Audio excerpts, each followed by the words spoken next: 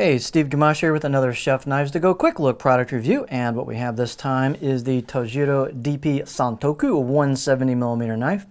So this line of knives, which has been around quite a while and is just a real popular line for good reason. It's a solid line of knives.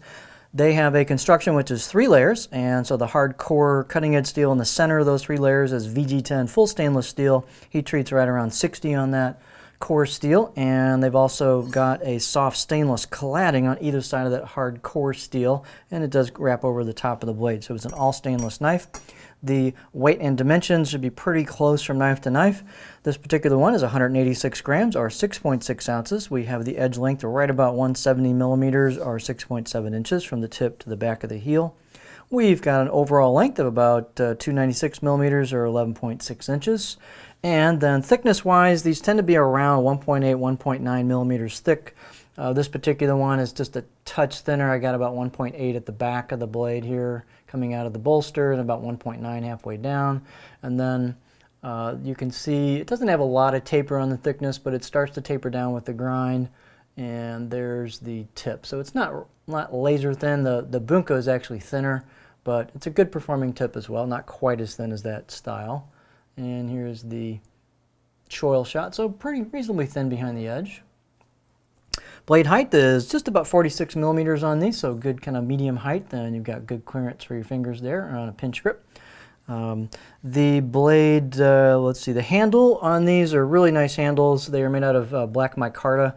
Micarta is just a bulletproof material, and it tends to be more dimensionally stable than, let's say, Paca wood. So one of the nice things over time, you won't get the shrinkage in the handle material, and then the rivets and the tang tend to, popping out a little bit so you can feel them. So these tend to be very dimensionally stable. We've had a 210 millimeter in our home for our Gyuto for 5 years, and it's just as good as it was the day out of the box in terms of the feel and the smoothness of all the components at the handle. So it tends to be a heavier handle material, but it's just like great, especially for a pro kitchen. It's just bulletproof.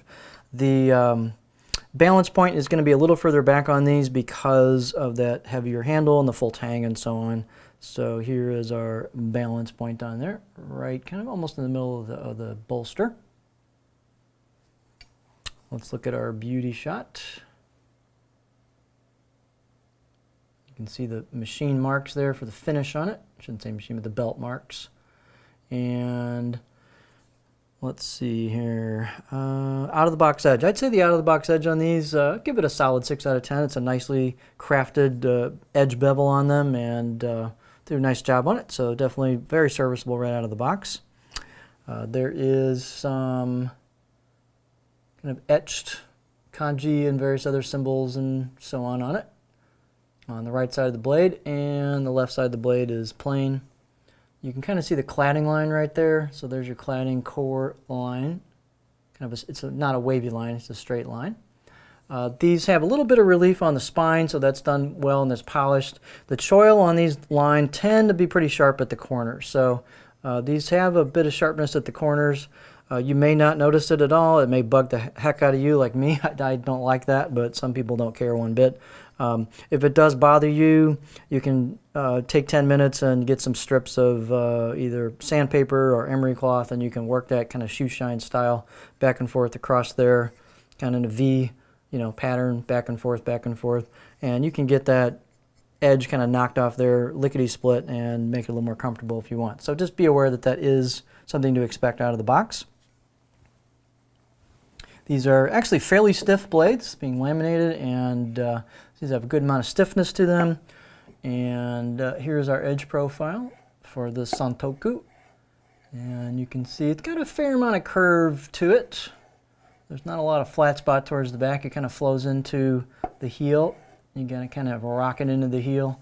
The kind of a gentle belly throughout. The tip's kind of medium low on these, which is typical of that kind of sheep's foot profile to the tip on these Santoku knife shapes, but there's kind of where I'm getting it before I dig in the tip. So I can do kind of low, medium rocking on some things, and definitely not a lot of flat towards the back, but for sure you can do push-pull cuts, glide cuts, and so on. So just a good solid line of knives. They're good performing.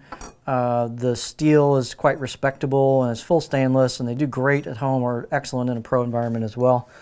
So there we have the Tojiro DP Santoku 170 millimeter knife.